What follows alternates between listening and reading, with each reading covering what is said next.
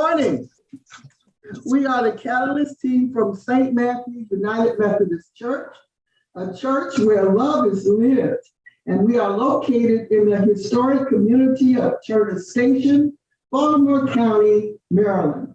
The members of our Catalyst team are Larry Gaston, Bobby Jones, Mary and Norman Handy, Angela Tanner, Carolyn Smith, Gail Banks, and yours truly, the Reverend Dr. K. F. Alberry.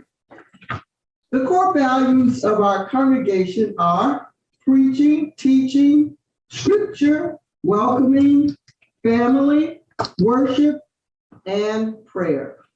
The most pressing cultural and social shifts affecting our congregation are the growing numbers of people of different cultures moving into the community. We were a dominant African American community, and now we are one that is diversified and includes several other cultures. They are Latinos, Asians, and Anglos. The most challenging conversations we've encountered in our community outside of our congregation are racism and the lack of young adults involved in church-related activities.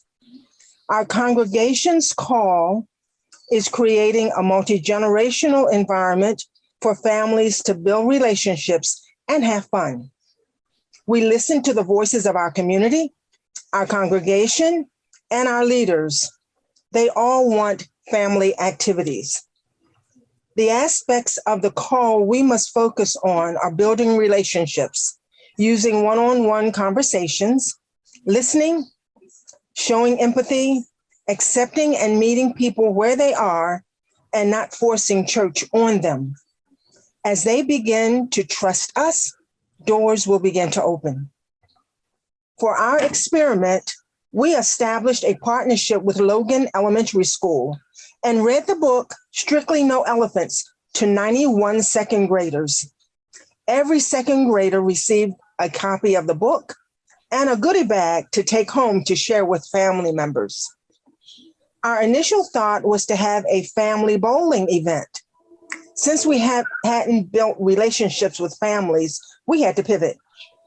We had to step back, and instead of going bowling, we began building our relationships with the school. And wow, what a blessing.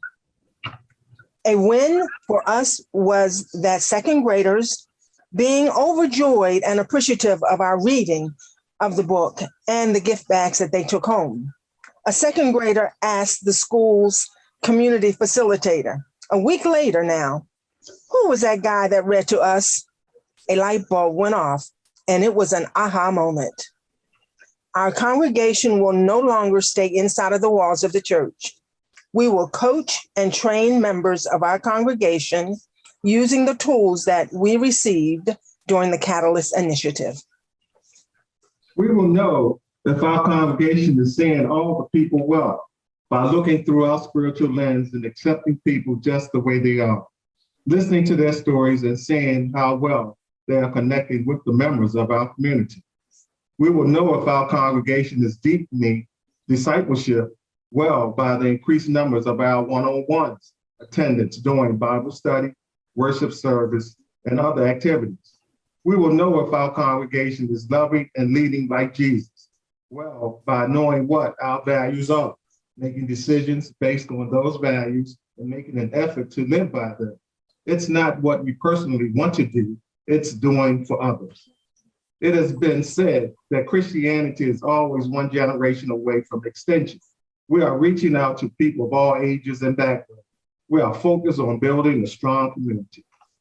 When we started the Catalyst Initiative, we had 8 in our contact database of non-church members. Now we have 29. And this doesn't reflect any additional conversations that we had with people who wouldn't give us their contact information. We had a Bible study in the park, and a man came to the pavilion and sat down a few tables over with his alcoholic beverage and joined us in our study. We were about to end, and he asked if he could close out the prayers with us, and he did. The change in the way that we have practiced witness compassion, justice, worship, and devotion has confronted us to live out our mission and vision by going outside the walls of the church. The fruits that stand out most for us are the fruits of patience, generosity, and love.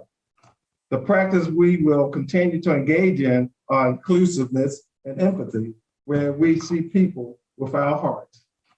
A year after completing the Catalyst Initiative, we hope to reassess those areas in the swamp and maybe eliminated those areas of ministry and strengthen those areas we found in the reservoir and celebrate those areas in the canal. As a result of participating in the Catalyst Initiative, we celebrate the way we now listen to others. We recognize there are people needing our help through the power and presence of Christ that we have overlooked. We celebrate meeting people where they are and having fun. Yeah!